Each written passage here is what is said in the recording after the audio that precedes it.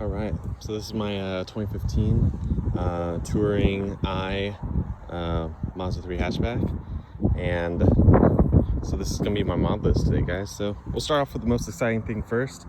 So I have the Corja underglow on this car, and for the sides, I know it kind of goes outward a little bit. You can only really tell from the sides, but basically I had to stick it onto my side skirts, and my side skirts are kind of going outwards, so that's why it's a little bit out to the side. It's fine though. I feel like it still looks clean. Can't even tell. Well, so we'll go from the beginning. So basically, first off, we got the WeatherTech in-channel rain guards. This was all about aesthetics for me. I thought it just looked really clean on this car, especially when I first got it. It was nice to, I got it in wintertime, so it was nice to have my windows down a little bit and have fresh air while not getting drenched because the rain couldn't get in. So that's pretty cool. Next thing was I got the blacked out tint. So I actually did the front windows more recently. I thought, with the blacked out wheels that I got later, it was just a lot cleaner to have. So we started out and we got 20% all the way around. Obviously didn't touch the front windshield, but I think it helps the car stay cooler and it just looks so much cleaner. It is illegal in California to do. I mean, I'm pretty sure it's illegal everywhere, but I'm a little bit careful about it. Obviously, you can always roll down your windows in front of cops, but it's a little bit more obvious, so I usually just leave it as is, which is fine. Next thing on the list is going to be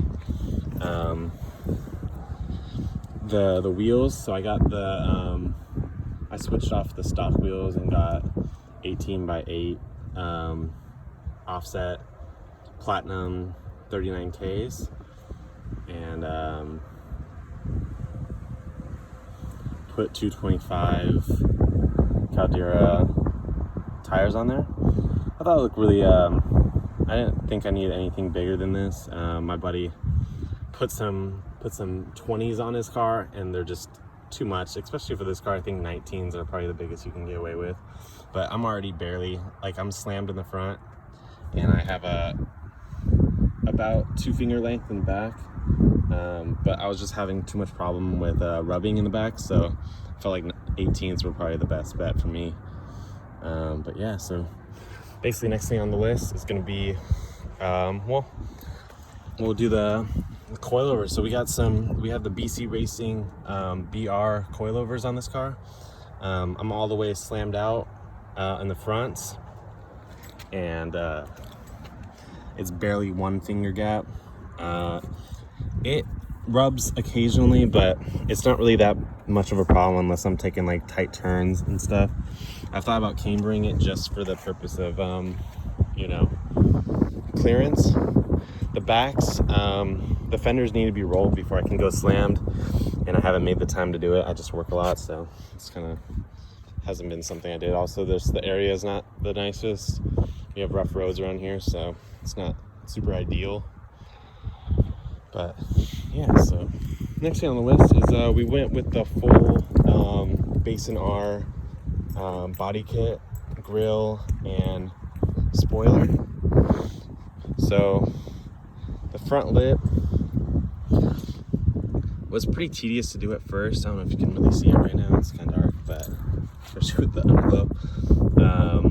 Maybe from a little bit further out. Yeah, there we go. I felt like it looked pretty clean, and it definitely, when I was still not lowered when I got it, so it was definitely something that looked really nice. The grill is definitely my most favorite thing. They were out of stock when I first got it, so definitely had to wait a couple months for that to come in. It was probably the hardest thing out of this whole kit to install, just because there's so many things that I didn't know how to do. There's you needed some kind of gun. I forget what it's called off the top of my head, but we had to go to the Ace and go grab that. Basically, it's a tool that kind of nails in the grill to the front bumper. And I didn't have the tool at the time, and I didn't have enough of the nail bits. It's not the name of it, but I didn't have enough of the pieces so I had to go get more. Next thing on the list on the base and R setup was the side skirts. The side skirts were probably the hardest. Well, it was the second thing I did, and it was definitely harder than the front lip to set up, just because it just sits really weird when you're trying to install it. It was just hard to do by myself. So I ended up starting from the back and making my way toward the front. Just going along, you have to, in some parts it has holes drilled out for you where you could put the nails in, but other parts you had to actually drill into the car and in separate spots and just go through the side skirts to underneath the side. Next thing is going to be the rear diffuser. We went with the base and R, obviously, and it was definitely helped the back look a lot meaner. It was about like 115 bucks. It was pretty cheap to do. It only took me about an hour to install. I was pretty familiar with this time, so we literally just drilled like 6 holes and then screwed them in. Pretty easy. And then last but not least, the base and R spoiler. I feel like the base and R spoiler is just so mean, and we ended up putting a 3M glossy black wrap around it. It was just super clean, and then it came with its own custom taillight. You can't really see it right now, but take my word for it. There's a custom taillight in there, and it's pretty sick.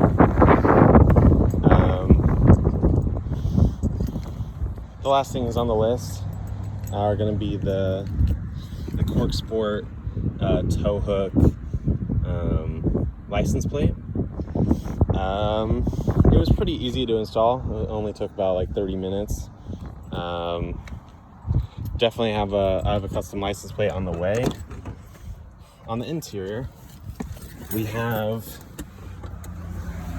the, I don't know what brand this is. It wasn't the WeatherTech floor mats, but they are rubber and they are really nice. I like them a lot. The last things on our list though are going to be the intake, and I have a Cork Sport tower strut